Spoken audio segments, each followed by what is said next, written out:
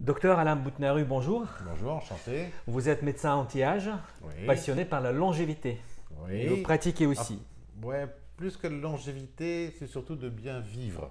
de bien vivre. De vivre en pleine santé, parce qu'autrement, d'être très vieux, si on est dans un état catastrophique, honnêtement, ça n'a pas réellement un intérêt. Qu'est-ce que c'est que le vieillissement? Parce qu'aujourd'hui, il y a une confusion sur cette histoire. On parle d'âge biologique, d'âge chronologique, du vieillissement, anti-vieillissement. C'est quoi votre vision sur la chose? Alors, on pourrait dire qu'on vieillit du jour où on est. D'autres disent qu'on commence à vieillir à la fin de la puberté, ce qui me semble tout à fait peut-être un peu plus logique. Alors, l'âge chronologique, ben, c'est simple, hein, on est né tel jour, le jour si on choisit aujourd'hui, ben, on a tel âge. D'accord. L'âge, on va dire l'âge biologique, va être plus l'âge dans lequel justement, est-ce qu'on est en pleine forme, est-ce qu'on a des pathologies, est-ce qu'on a des problèmes qui font que ben, on n'arrive pas à vivre correctement, et c'est plus ça, cet âge biologique. D'accord. Ça se mesure par quoi, l'âge Alors, biologique? il y a plein de petits tests que l'on peut faire, hein, que j'avais réellement mis au point en prenant des tests américains qui existaient déjà. Ça ne donne pas réellement quelque chose de fiable, vraiment. Je crois que de voir vraiment, moi, ce que je veux, c'est que mes patients soient en pleine forme, qu'ils puissent en fait vivre comme ils ont envie de vivre. Mon père disait, l'âge n'a pas vraiment d'importance, simplement il y a plein de choses que je voudrais faire, mais que physiquement, je n'arrive plus à faire. Et en fait, je crois que c'est ça, c'est d'être bien dans son corps, dans sa tête, c'est important aussi, et pour pouvoir faire ce qu'on a envie, comment on a envie de vivre. D'accord. Quelqu'un va vouloir être un sportif de très haut niveau, ben, il va falloir faire plein de choses pour ça, et d'autres vont peut-être pas avoir envie d'être un sportif de haut niveau, simplement de faire un peu de sport pour être simplement pas rouillé, quoi. C'est quoi la juvénologie? Ah, alors la gynécologie, c'est quelque chose qu'on a. Alors, ça vient du fait que, si vous voulez, moi j'ai commencé en fait tout mon exercice professionnel avec de l'esthétique, D'accord. que je continue à, faire, à pratiquer. Ça fait maintenant 37 ans que je fais, disons, de la médecine esthétique. Je fais un petit peu de chirurgie, mais je fais surtout de la médecine esthétique. Et simplement, très vite, ben, c'était bien l'extérieur du corps d'être en. Mais il faut que l'intérieur soit en harmonie. D'accord.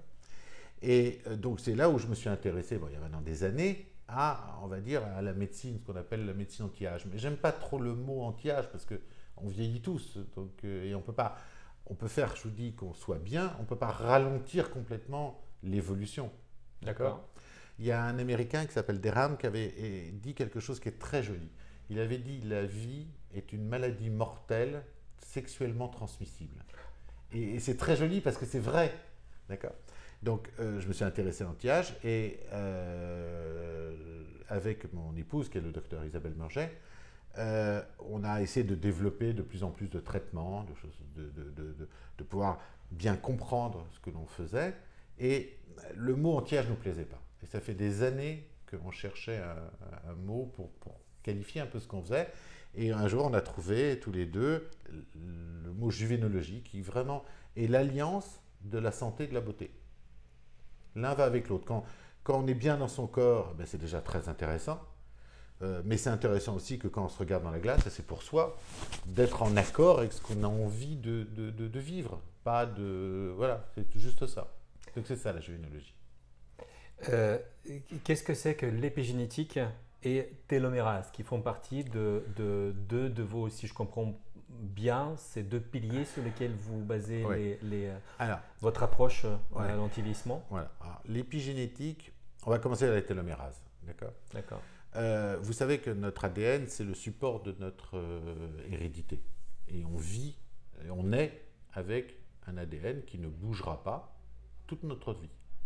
On sait maintenant que des parties de cet ADN vont être exprimées ou réprimées.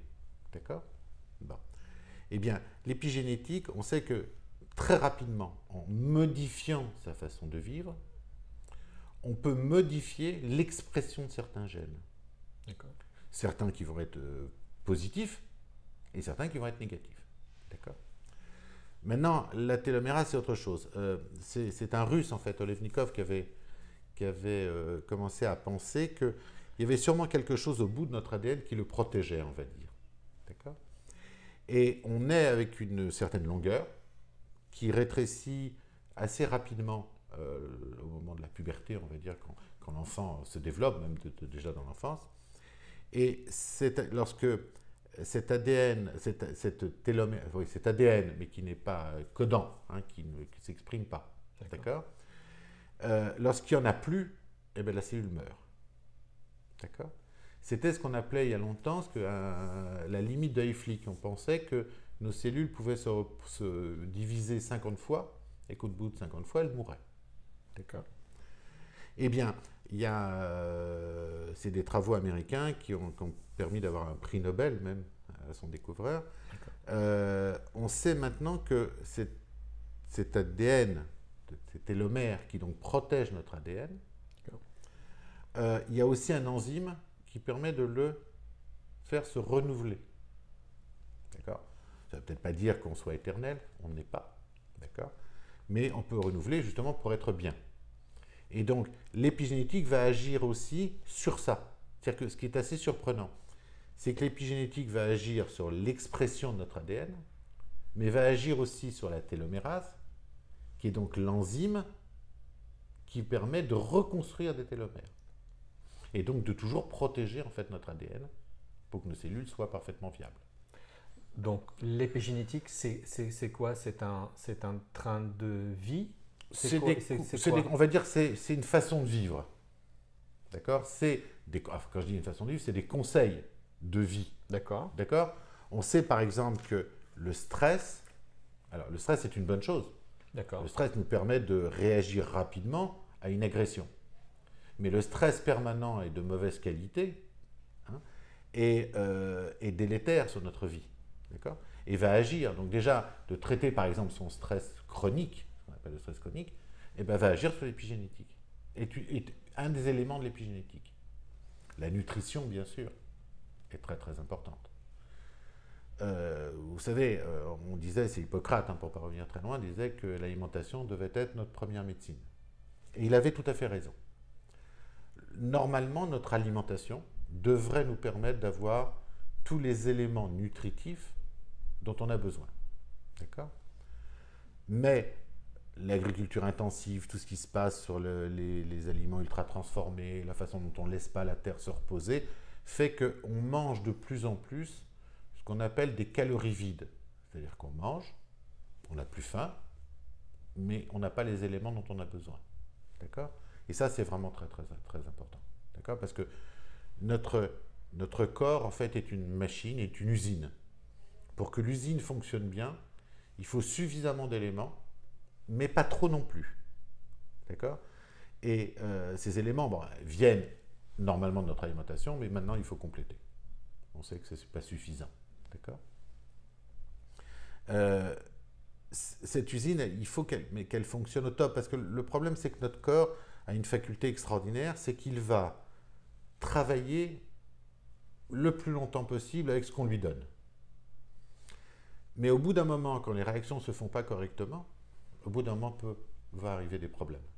Donc quelquefois, ça ne veut pas dire qu'il faut faire n'importe quoi, commencer à faire des suppléments, tout ça, très très jeune, c'est pas ça. Mais dès qu'on s'aperçoit que les choses qui ne vont pas très bien, tout de suite voir pourquoi et essayer de compenser pour que la machine continue à fonctionner normalement et le plus longtemps possible. D'accord ?